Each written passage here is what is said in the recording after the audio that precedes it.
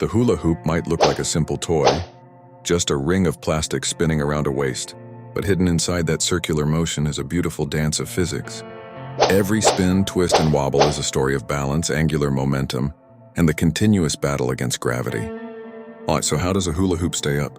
At first glance, it seems impossible. The hoop is constantly losing energy to friction and gravity, yet it keeps spinning, defying both for as long as you keep moving your hips. The secret lies in angular momentum, the rotational equivalent of linear momentum. When you give the hoop a push, you set it spinning. A spinning object tends to resist changes to its orientation. That's rotational inertia. The faster it spins, the more stable it becomes, just like a gyroscope or a spinning top. But inertia alone isn't enough. Without help, friction between the hoop and your body would slow it down and gravity would pull it to the ground. That's where your hips come in. On segment 2, the rhythmic input. When you hula hoop, you're not just moving randomly. You're providing carefully timed pulses of energy.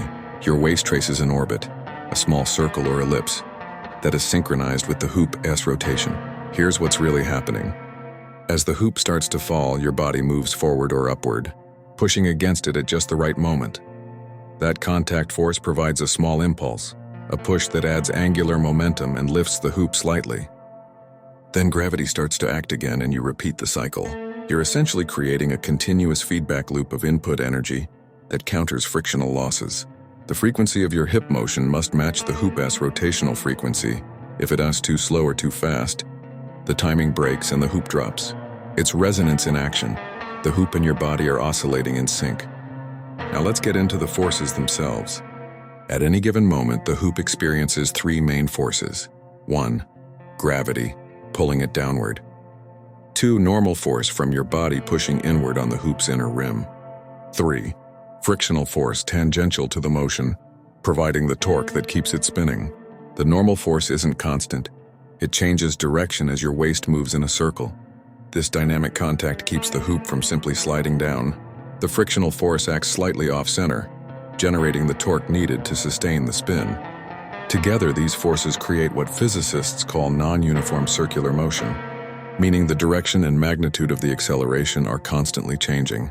The hoop isn't just spinning, it's precessing, subtly wobbling around the axis of your waist. A heavier or larger hoop behaves differently because of moment of inertia, how resistant it is to changes in its rotation. A big hoop spins more slowly, giving you more time to adjust your hip motion. That's why beginners often find heavier hoops easier to use. In contrast, a lighter hoop has less inertia. It speeds up and slows down more easily but requires quicker, more precise control. Advanced hoopers exploit this responsiveness for tricks, spinning it around arms, necks, and legs, by constantly adjusting the timing of those micro-forces. And at its core, hula hooping is a perfect example of dynamic equilibrium. The hoop is always trying to fall, but your rhythmic motion keeps restoring it to balance. Energy in equals energy lost.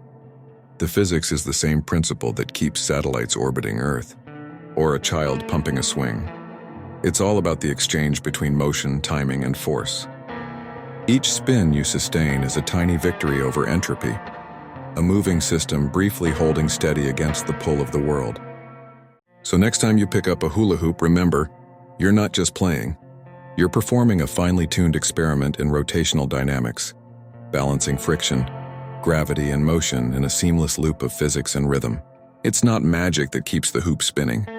It's you, syncing perfectly with the laws of the universe.